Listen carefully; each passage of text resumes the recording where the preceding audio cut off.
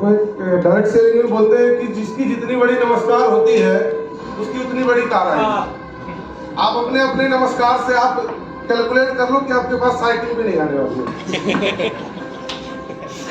तो नमस्कार कैसा होना चाहिए? चमत्कार की तरह। एक बार फिर से दोस्तों नमस्कार।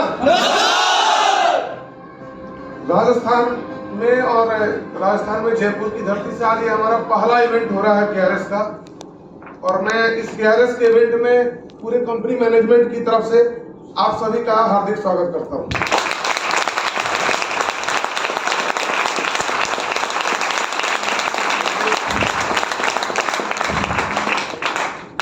ये सिर्फ ये आगाज है। आज हमने एक स्टेप बढ़ाया, अपना कदम किया। आज कुछ दिन पहले मेरे पास कॉल आया अजमल सर का या भानु सर का कि हम सर एक इवेंट करेंगे। उन्होंने जिस दिन अपने दिमाग में ये चीज डिजाइन कर लिया, ये सोच बना ली कि मुझे शुरुआत करनी है, तो हमने एक्सपेक्टेशन भी नहीं किया था कि इतने सारे लोग इकट्ठे हो जाएंगे। पहली इवेंट में जो गैदरिंग हुई वो सिर्फ एक सोच की वजह से हुआ। और मैं आपको दावे के साथ कहता हूं कि आज जो आगाज हमने राजस्थान में किया है, ये आने वाले समय में और जैसे जैसे टाइम बढ़ेगा, मैं बहुत ज्यादा वक्त नहीं बोल रहा हूं, लेकिन अगले 3 महीने के अंदर ये हॉल छोटा पड़ जाएगा।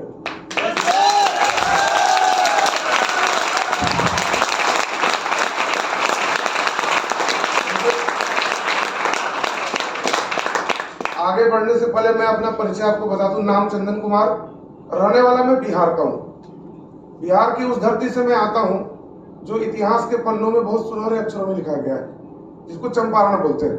चंपारण को महात्मा गांधी की कर्म भूमि बोली जाती है। महात्मा गांधी ने अपने जीवन की शुरुआत जो है वो चंपारण की धरती से किया था, तो मैं उसी धरती का रहने वाला हूं।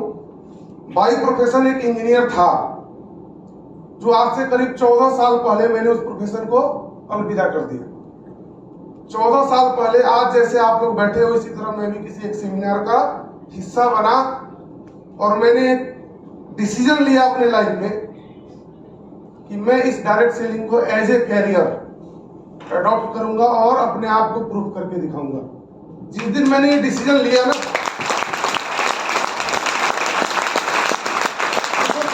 कर रहा था मैं इंजीनियरिंग पास करने के बाद भारतीय एयरटेल लिमिटेड में मेरा कैंपस सिलेक्शन हो गया था। 5 लाख रुपए ईयरली पैकेज मिल रहा था आज से 14 साल पहले। और मैंने जब डिसीजन लिया किसी डायरेक्ट सेलिंग कंपनी को ज्वाइन करने का, तो सबसे पहला विरोधी कौन होता है? फैमिली। उसके बाद आपके रिश्तेदार, आपकी सोसाइटी। मेरे फादर जो है वो पुलिस की जॉब कर सर्विस में। पुलिस वालों का मिजाज आप जानते हो। उन्होंने बोला ये लड़का बर्बाद हो गया, जीवन की सबसे गलत डिसीजन ले लिया इसने, इसकी कैरियर तो खत्म है। अब इंजीनियरिंग करके क्या जा रहा है आप करने? तेल साबुन का व्यापार। और आप सोचो, जॉब छोड़ा मैंने और पहले महीने की जो इनकम आई डायरेक्ट सेलिंग से वो 273 रुपए। मैं भी निगेटिव हो गया। 40,000 रुपए 42,000 रुपए मिल रहे थे और मैं उस समय इंदौर में रहता था। और आप सोचो 200 रुपए आए, 273 रुपए। मजा आएगा? नहीं आएगा ना? मैं भी कुछ दिन निगेटिव हो गया, 10-15 दिन सोचता रहा कि यार गलत डिसीजन तो नहीं हो गया लाइफ में। लेकिन मेरा एक नेचर है कि मैं जिद्दी बहुत हूँ। जो चीज अगर ठान ली ना, तो उसमें अपने आप को प्रूव करके जरूर दिखाऊंगा। और ऊपर वाला देखो, हम गुड मॉर्निंग बोलते हैं ना आप सभी लोग। गुड मॉर्निंग के मायने क्या होते हैं? या तो एक ट्रेंड है कि जो हमने सुना अपने सीनियर से, अपने घर वालों से, अपने बड़े बुजुर्गों से, और उसको फॉलो करते जा रहे हैं। या उस गुड मॉर्निंग की जो मैं मतलब समझता हूं कि an inning given by God to play and win. ऊपर वाले के द्वारा, ईश्वर के द्वारा आपकी जिंदगी में दी गई एक पारी, जिसको खेलो और जीतने का प्रयास करो। ये T20 मैच है, टेस्ट क्रिकेट नहीं है। दोबारा बल्लेबाजी करने का मौका नहीं मिलेगा। मैंने ये डिसीजन लिया कि मुझे खुद को प्रूफ करना है। लोग हंसना शुरू कर चुके थे, मेरे घर वाले इसके विरोध में थे। मैं क्या किया कि उस कंपनी का ऑफिस हुआ करता था भोपाल में। एक और गलती कर दी, क्या? इंदौर से मैं भोपाल शिफ्ट हो गया, क्योंकि मुझे इस बिजनेस को करना ही था, इसको समझना था। फिर एक मन में सवाल आया कि लोग कहां कहां से आएंगे?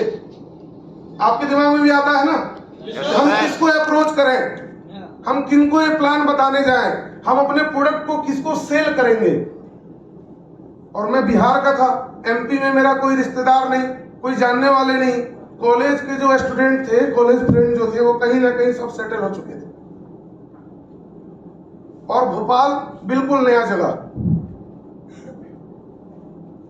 मैं आपको एक ये जो जर्नी बता रहा हूं ना, 2-4-8 दिन मैं बहुत निराश था भोपाल के अंदर। यार लोग नहीं मिल रहे, मैं अप्रोच नहीं कर पा रहा हूं, मैं किसी की ज्वाइनिंग नहीं करा पाया आज तक।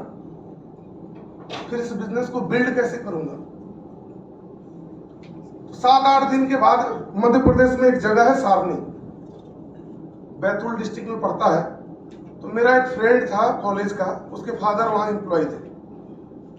मैं उसके यहाँ घूमने चला गया बाइक से 250 किलोमीटर। मैं सोचा थोड़ा माइंड रिफ्रेश करके आता हूँ। और जब मैं वहां घूमने पहुंचा, और सारनी पावर प्लांट है, वहां बिजली उत्पादन की बहुत बड़ी प्लांट लगी हुई है, उस प्लांट के अंदर मुझे घूमने का मौका मिला। तो वहां मेरी मुलाकात एक एई से हुई, एक एडिशनल इंजीनियर से, और मेरे लाइफ का टर्निंग पॉइंट वही हो गया।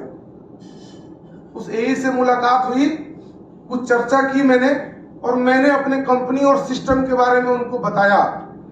उन्होंने बोला कि मेरा तो अभी ड्यूटी है, मेरा एड्रेस ये है, शाम में मेरे घर पे आके मिलो।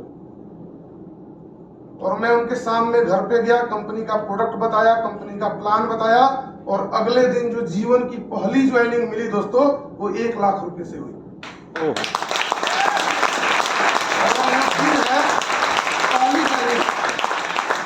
और आज का दिन है, मैं कभी भी पीछे मुड़ के नहीं देखा। मैं जॉब अगर कर रहा होता तो मेरी सैलरी कितनी बढ़ती। लॉकडाउन जब आया तो उस समय मेरी जॉब बचती कि नहीं बचती, इसकी भी गारंटी नहीं थी। लेकिन पूरे लॉकडाउन में मेरी इनकम कभी भी 5 फिगर से कम नहीं हुआ। ये डायरेक्ट सेलिंग का पावर था। ये डायरेक्ट सेलिंग का पावर था कि जब पूरी दुनिया बंद हो चुकी थी, आप सोचो ट्रेनें बंद हो गई, फ्लाइट नहीं चल रही थी, गाड़ी यहाँ सड़कों पे नहीं चल रही थी, सब लोग अपने अपने घरों में छिपे थे। उस समय भी इस इंडस्ट्री की पावर थी कि मुझे महीने की इनकम 5 फिगर में आ रहा था। तो आप समझ सकते हो कि डायरेक्ट सेलिंग एक बहुत ही बेहतरीन और बहुत ही सेफ व्यापार है। ये प्योर बिजनेस है।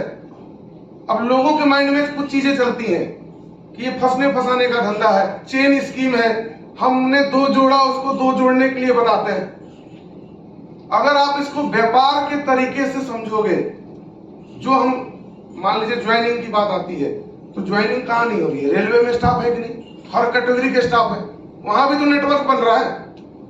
बिना नेटवर्क का, और भारत में कहानी है कि जुगाड़ से पूरी इंडिया चल रही है, चलती है कि नहीं? जुगाड़ टेक्नोलॉजी जो है, नेटवर्क इंडस्ट्री में भी अगर आप देखोगे, नेटवर्किंग सिर्फ हम लोग को लग रहा है कि हम जोड़ रहे हैं। आप किसी भी प्रोफाइल में चले जाओ, किसी भी बिजनेस में चले जाओ, चेन हर जगह बना हुआ है। बिना इस नेटवर्क का बिजनेस आगे बड़ा नहीं किया जा सकता।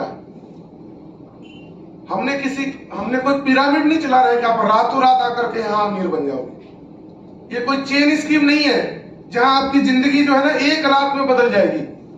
आपको यहाँ समय देना पड़ेगा, पेशेंस रखना होगा, आपको विश्वास रखना होगा खुद के ऊपर, आपको विश्वास जताना होगा अपने अपलाइन के ऊपर, और आपको विश्वास जताना होगा अपने सिस्टम के ऊपर।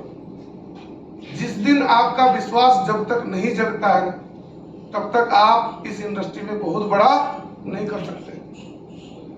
इस इंडस्ट्री की ताकत को अगर समझना है तो पहले अपने बिलीव लेवल को रेज कीजिए, बढ़ाइए। हर इंसान के अंदर भगवान ने क्या दिया है? क्वालिटी। हर इंसान के अंदर अपॉर्चुनिटी है। आज जब सेशन आपका स्टार्ट हुआ, जो ट्रेनर आए थे आपके पास सबसे पहले, उन्होंने आपको क्या बताया? देखिए अब सब साइलेंट हो गया। अब एक्चुअली देखो प्रॉब्लम क्या है कि आपको खुद पे कॉन्फिडेंस नहीं है कि सुबह में हमने जो सुना वो आपका माइंड जो है वो काम ही नहीं कर रहा है। आपने अभी 2-3 घंटे पहले जो चीज उनसे सीखी ट्रेनर से, हमारा क्या कॉन्फिडेंस लेवल रेज नहीं हो रहा। अच्छा ऐसा तो नहीं है कि खाने के बाद जमाई आ रही हो या नींद आ रहा हो, ऐसा है? देखो ऐसा अगर हो रहा होगा ना तो उसका भी उपाय है, उसका भी इलाज हमारे पास है। अच्छा हंसते कितने लोग हैं इसमें? एक ही आदमी हाथ उठाया, देखो कॉन्फिडेंस से अब सब उठाना शुरू किए, सब हंसते हैं सर। लेकिन देखिए अभी क्या हुआ, एक ने उठाया तब धीरे धीरे धीरे धीरे खुद पे कॉन्फिडेंस नहीं था कि मैं हंस पाऊंगा कि नहीं। शादी कितने लोगों की हुई है, देखिए सोच के इधर से आप उठाए, दोबारा मौका मिलना है क्या सर? मौका दोबारा मिलना नहीं है, लेकिन आप देख रहे हैं कि बगल वाला उठाएगा तो ही मैं उठाऊंगा, कोई दूसरा जान न जाए। ऐसे ही एक ट्रेनिंग में गया था तो एक लीडर मेरे सामने बैठे थे, तो वो इशारा कर रहा है, सर मेरा नाम मत लेना, क्यों? टीम जान जाएगी कि मेरी शादी हो गई। ये सब कॉन्फिडेंस की कमी है।